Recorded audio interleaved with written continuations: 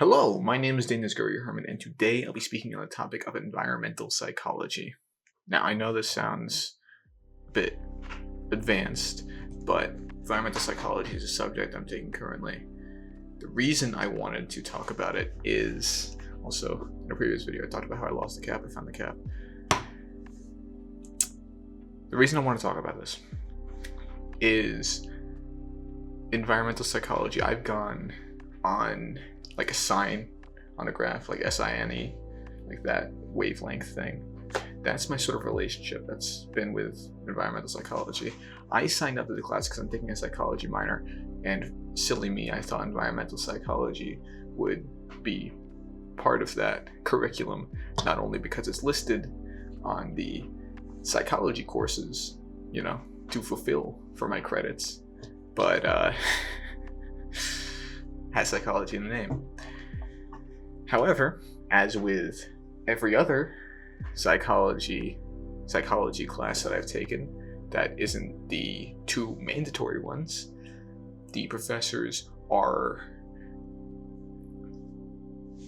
entirely shocked by the fact that I would even consider the course as a psychology course. I pretty quickly caught on. This is a course designed for, specifically, design and architecture students. Not writing majors or psychology minors like myself. So, it didn't pan out well because there's a lot of points in which we have to connect stuff back to our craft. And it's hard to connect environmental psychology in the way it's presented back to writing. But to get into that, environmental psychology is a very interesting study. In fact, I've looked into this field of study previously. Alright, sign graph.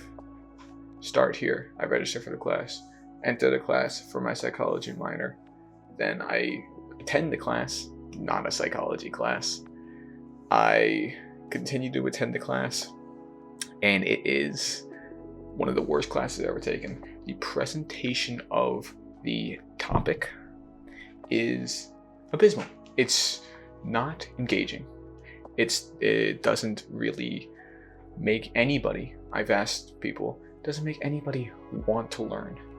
It's technical jargon and terms thrown out in the void. It is not anything that is actually useful, informative, or educational, or really just interesting because of the way in which it's presented. How is it presented? It's presented in this way of, here, look at this behavioral analysis. Wow, isn't that interesting? Okay, you do one. And this is a format of class, rather. That's very common. Because silly me to think that we would get taught. That's not what happens here. What happens here is work is done.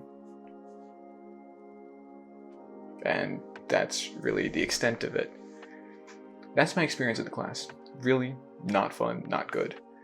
The homework, easily as not fun, not good, because it's all, you find it on your own, instead of, here's what it is that I'm trying to teach you.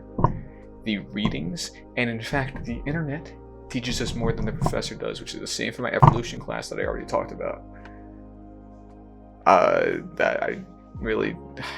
God. Evolution wasn't designed for anybody. This class is specifically designed for architecture and design students. So, neither class was designed for me.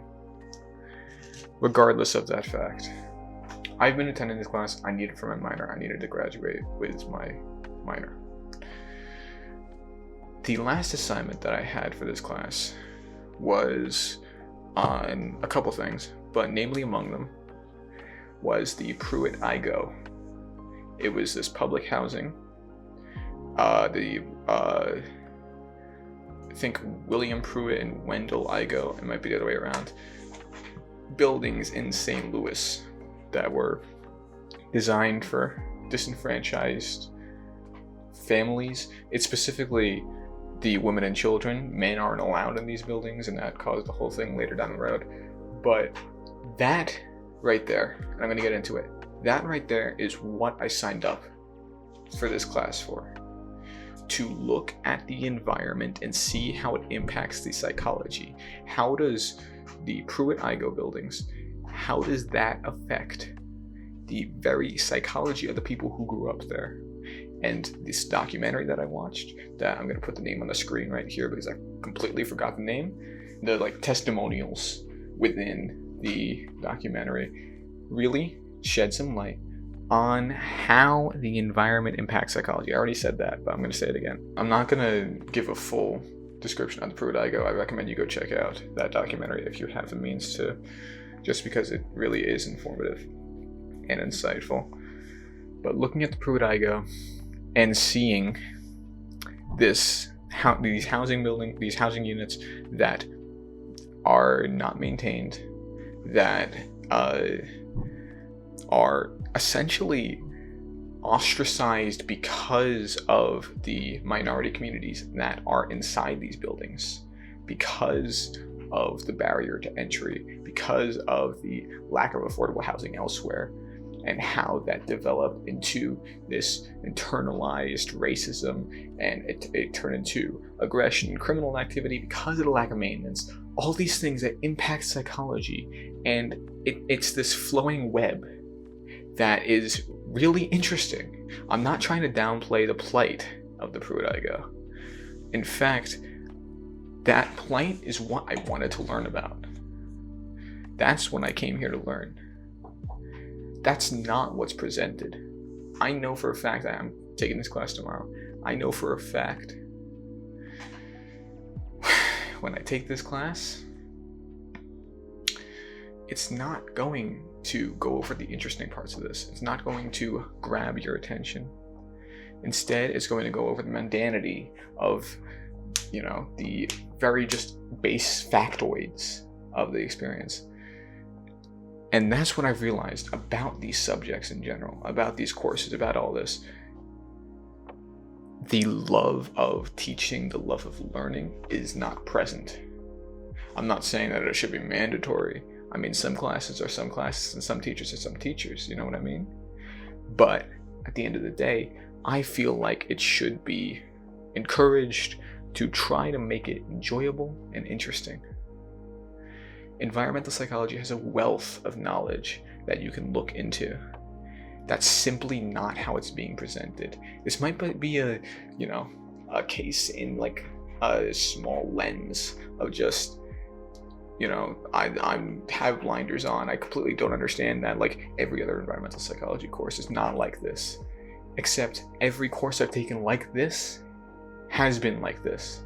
And I'm not going to blame the institution on this, because this is how courses are presented. Courses are presented as just providing factoids to people, which is why students now are using AI to answer prompts, because they're not learning. They don't want to learn.